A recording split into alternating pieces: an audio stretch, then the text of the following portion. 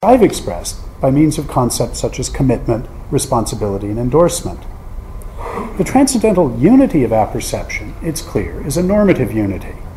Judges, as such, are obliged to renounce commitments to contents that are incompatible with their other commitments, or which have such commitments as their consequences. For, if two commitments are incompatible, each serves as a reason to give up the other. That normative unity is transcendental because reference to objects, the representational of intentionality, that Kant is concerned to show is a necessary substructure of inferential that intentionality, is secured in part precisely by repelling incompatible commitments.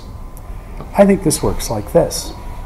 The judgment that A is a dog is not incompatible with the judgment that B is a fox. The judgment that A is a dog is incompatible with the judgment that A is a fox. Taking a dog judgment to be incompatible with a fox judgment is then taking them to refer to or represent an object, the same object. Again, taking it that A is a dog does not entail that B is a mammal, but taking it that A is a dog does entail that A is a mammal. Drawing the inference from the dog judgment to the mammal judgment is taking it that the two judgments refer to the same object. This triangulation, by acknowledging incompatibilities and inferences, is, in a nutshell, how the normative demand for a rational unity of apperception of judgments makes intelligible representational purport. It is what it is to take or treat judgments as representing or being about objects. I think this is what Hegel gives a much more articulated analysis of in the perception section of the Phenomenology, and he's worried just about this issue. It follows that for concepts to perform their function in articulating the transcendental unity of apperception, the inferential and incompatibility relations they stand into one another must be settled independently of and antecedently to our particular applications of them in judgment. Of course, this is just the point at which the pre-Kantian rationalists notoriously faced the problem of where determinate concepts come from. If they're presupposed by experiential awareness, then it seems they can't be thought of as derived from it, for instance by abstraction. Once the normative apperceptive enterprise is up and running, further concepts may be produced or refined by various kinds of judgment. For instance, the judgments of reflection that Kant talks about in the third critique. But concepts must always already be available for judgment and hence apperception to take place at all. Empirical activity, paradigmatically apperception in the form of judgment, presupposes transcendental activity, which is the rational criticism and rectification of one's commitments, making them into a normatively coherent, unified system, which is what taking them to have representational purport consists in. Defining that normative unity requires the availability of concepts with already determinate contents, that is, roles in reasoning. Leibniz's appeal to innateness is not an attractive response to the resulting explanatory demand. And it wouldn't be much improvement to punt the central issue of the institution of conceptual norms from the realm of the empirical into the realm of noumenal activity. I think it's a nice question just how Kant's account does deal with this issue.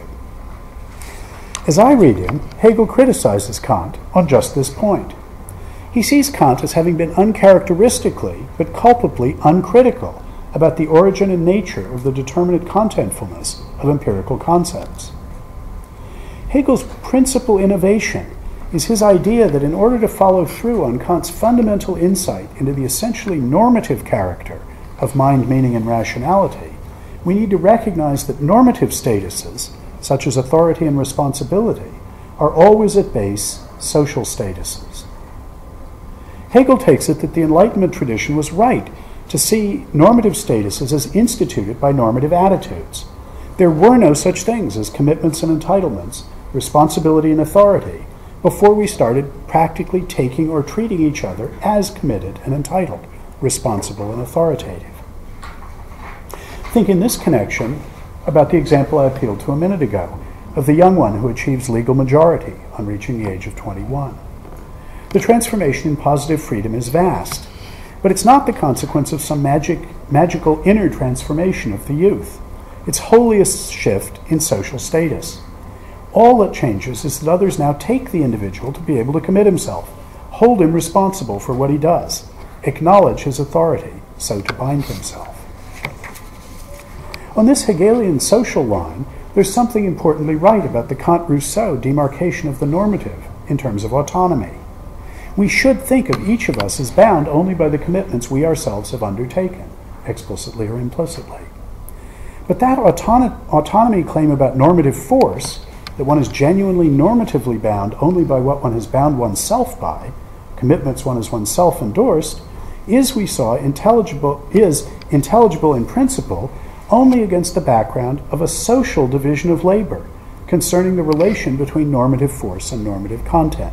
That's the Hegelian idea, I'm saying. Here, Hegel thinks that what we might call Kant's methodological individualism critically impoverishes his explanatory resources. It's an absolutely essential part of Hegel's story that we hold each other responsible, acknowledge each other's authority.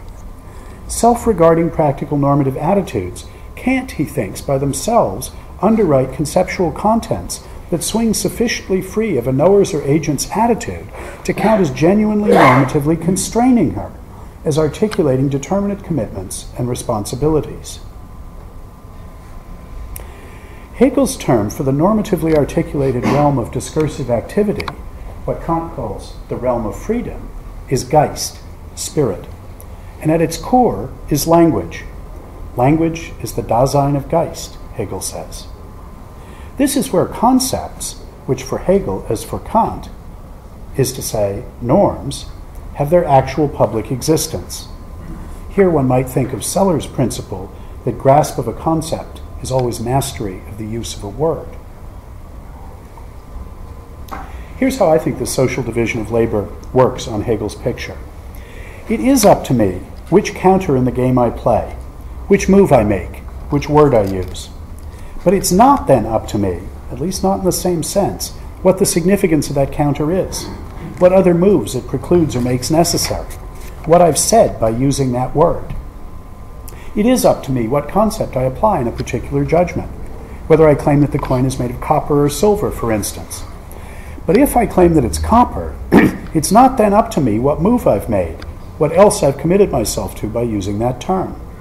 So, for instance, I have thereby committed myself, whether I know it or not, to the coin melting at 1084 degrees C, but not to 1083 degrees C, and to its being an electrical conductor, not an insulator. In the sense that if those claims aren't true, then neither is the one I've made. And I've made a claim that's incompatible with saying that the coin is an electrical insulator.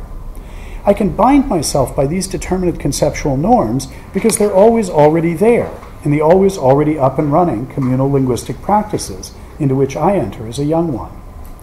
An essential part of what maintains them is the attitudes of others. In this case, principally the metallurgical experts, who would hold me responsible for those commitments on the basis of my performance if the issue arose.